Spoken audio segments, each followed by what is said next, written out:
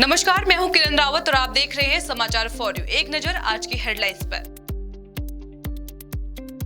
रुद्रपुर में आज केंद्रीय गृह मंत्री अमित शाह और मुख्यमंत्री पुष्कर सिंह धामी ने 1 लाख करोड़ के निवेश कार्यों की शुरुआत।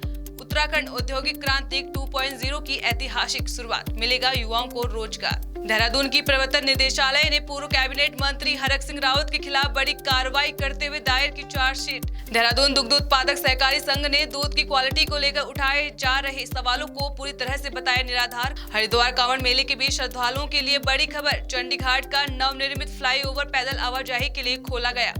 अब खबरें विस्तार से। रुद्रपुर में आज केंद्रीय गृह मंत्री अमित शाह और मुख्यमंत्री पुष्कर सिंह धामी ने 1 लाख करोड़ के निवेश कार्यों की शुरुआत की।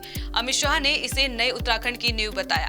इस दौरान गृह मंत्री अमित शाह ने प्रधानमंत्री नरेंद्र मोदी के नेतृत्व में भाजपा की सरकारें राज्यों के निवेश और उद्योग का केंद्र बनाकर रोजगार को बढ़ावा दे रही है, जिससे आत्मनिर्भर भारत के निर्माण को भी मजबूती मिल रही है। साथ ही उन्होंने कहा कि प्रधानमंत्री नरेंद्र मोदी ने देश की अर्थव्यवस्था को चौथे पायदान पर लाकर खड़ा कर दिया है। वहीं सीएम धामी ने कहा कि नरेंद्र मोदी के नेतृत्व एवं डबल इंजन सरकार के सतत प्रयासों से उत्तराखंड औद्योगिक क्रांति 2.0 की ऐतिहासिक शुरुआत हो चुकी है। इससे युवाओं को हजारों रोजगार मिलेंगे। राज्य में निवेश की रफ्तार अब जमीन पर उतर रही है। भाइयों बहनों, और इस सब का नतीजा है कि अटल जी इस देश की अर्थव्यवस्था को 11वें नंबर पर छोड़कर गए थे। मोदी जी 10 साल में 11वें नंबर पर से चौथे नंबर पर देश की अर्थव्यवस्था को लेकर आए।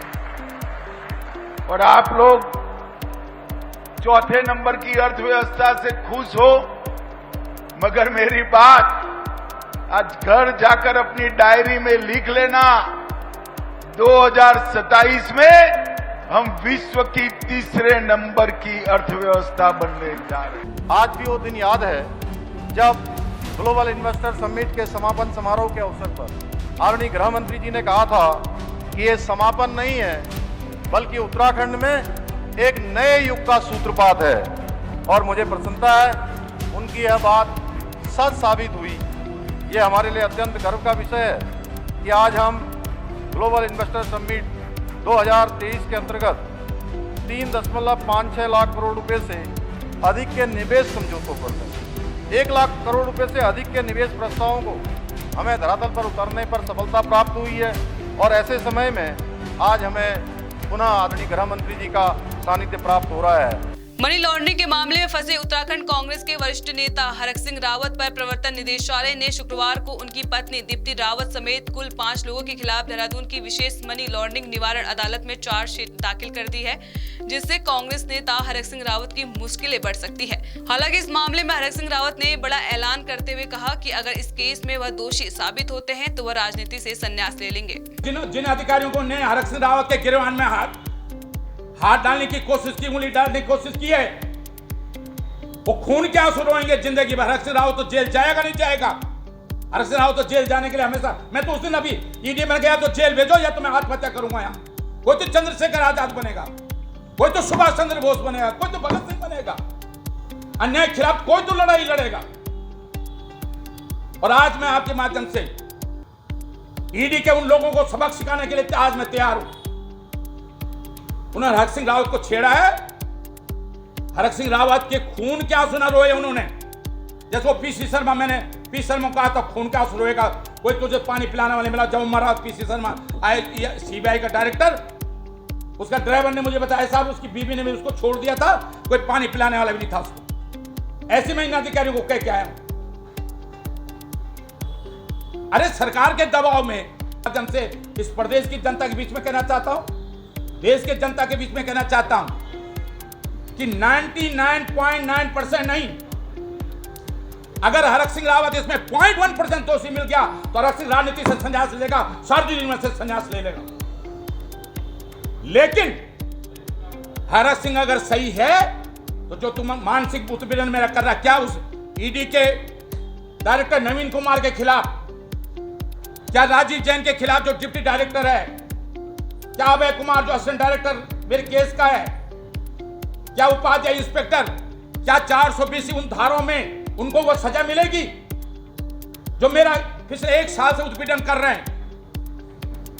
मानसिक उत्पीड़न कर रहे हैं। वैश्विक निवेशक सम्मेलन से उत्तराखंड में अब तक ऊर्जा क्षेत्र में सबसे अधिक 40,000 करोड़ निवेश की ग्राउंडिंग हुई है। इसके बाद विनिर्माण एवं रियल एस्टेट क्षेत्र में उद्यमियों ने निवेश करने में दिलचस्पी दिखाई है।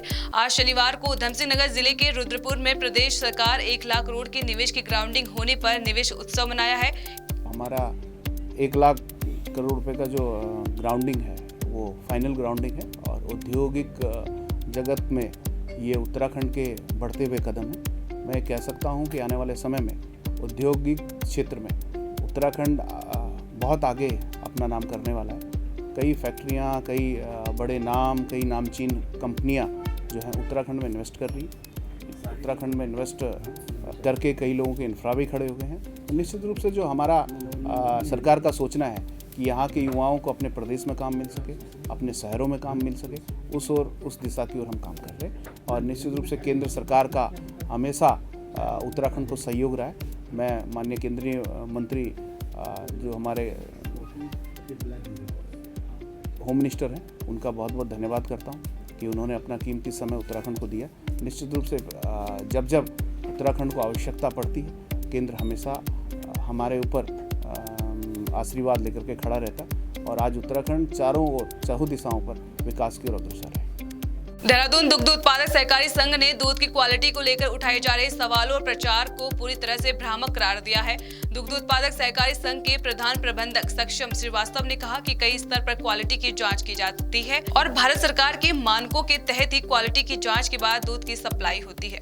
जी, मैं ये एक तो पहले आपके माध्यम से प्रदेश की जनता और जो हमारे विशेषकर देहरादून जनपद की जनता है इसको आश्वस्त करना चाहूँगा कि जिस तरह का आजकल मीडिया में बातें चल रही हैं, हर जगह बातें चल रही हैं कि आज की क्वालिटी में कोई फॉल्ट है, यहाँ पे सब स्टैंडर्ड मटेरियल यूज़ किए जाते हैं, ये पूरी तरीके से गलत है, भ्रमात्मक है। हमारे यहाँ सारे सिक्योरिटी जो क्वालिटी चेक्स हैं वो पूरे फॉलो किए जाते हैं, क्वालिटी पैरामीटर सारे फॉलो होते हैं और जो भी हमारा जो दूध है भारत सरकार के FSSAI के जो भी मानक है वो सारे इसमें फॉलो होते हैं। लगा बहुत समय से हम भारतीय सेना और अलग अलग गवर्नमेंट एजेंसी और मार्केट में दूध सप्लाई कर भी रहे हैं और हमारा जो दूध है वो सारा किसानों से ही खरीदा जाता है। इस समय जो हमारा प्रोक्योरमेंट है देहरादून के जनपद के किसान, गैंडी खाता जनपद के किसान और उधमसिंह नगर से भी हम दूध मंगवा रहे हैं। तो वही प्रोसेस करके प्रेशराइज करके अलग अलग टेस्ट के बाद वही सप्लाई किया जाता है। इसमें किसी भी तरह की कोई मिलावट कोई आसार नहीं है। हरिद्वार में चल रहे कांवड़ मेले के बीच चंडी घाट का नवनिर्मित फ्लाईओवर आखिरकार खोल दिया गया है। बता दें कि पुल का उद्घाटन हुए बिना ही पुलिस ने कांवड़ में ट्रैफिक व्यवस्था सुचारू करने के लिए पुल को पैदल यात्रियों के लिए खोल दिया है। फ्लाईओवर के खोले जाने से पुराने पुल पर ट्रैफिक के दबाव और जाम से निजात मिल गई है। हालांकि NHAI की ओर से फ्लाईओवर को पहले चारधाम यात्रा से पहले और उसके बाद कांवड़ यात्रा से पहले खोलने का दावा किया गया था। हालांकि करीब 1 किलोमीटर लंबे इस पुल का निर्माण पूरा हो जाने के बाद भी अभी तक इसका उद्घाटन नहीं किया गया है। 20 सूत्री कार्यक्रम क्रियान्वयन समिति के कार्यप्रणाली अब पारंपरिक कागजी प्रक्रिया से बाहर निकलकर डिजिटल प्लेटफॉर्म की ओर तेजी से अग्रसर हो रही है। दर्जाधारी राज्य मंत्री ज्योति प्रसाद गैरोला ने बताया कि समिति का मुख्य दायित्व यह देखना है कि केंद्र और राज्य सरकार की योजनाएं जमीनी स्तर पर किस तरह से क्रियान्वित हो रही है और इसी के आधार पर जनपदों को विकास रैंकिंग दी जाती है। देखिए, 20 सूत्री कार्यक्रम क्रियान्वयन समिति का जो प्रमुख दायित्व और कर्तव्य है, केंद्र और राज्य सरकार की विभिन्न योजनाएं धरातल पर किस प्रकार से क्रियान्वित होती हैं, उनके क्रियान्वयन को लेकर हम जिला स्तर पर जनपदों को रैंकिंग देने का काम करते हैं। हम अगली व्यवस्था में अभी इस सारे जो सांख्यिकी आंकड़े हैं, अभी हम पेपर के माध्यम से उनको आदान प्रदान होता था, इस सारी व्यवस्था को हम डिजिटाइज कर रहे हैं, काफ़ी हद तक आगे बढ़ गए हैं और हमारा दूसरा गोल ये रहेगा कि अब जिला स्तर के साथ साथ हम ब्लॉक स्तर की भी रैंकिंग देने का काम कर रहे हैं। निश्चित तौर पर विकास के इस रैंकिंग के क्रम में हम आगे आने वाली व्यवस्थाओं में हम ग्राम स्तर की भी रैंकिंग तक पहुंचने का हम प्रयास करेंगे। मुझे लगता है कि योजनाओं के सफल क्रियान्वयन की दृष्टि से यह एक महत्वपूर्ण कदम है। इस बुलेटिन में फिलहाल इतना ही। उत्तराखंड की तमाम बड़ी खबरों से जुड़े रहने के लिए देखते रहिए समाचार फॉर यू। नमस्कार।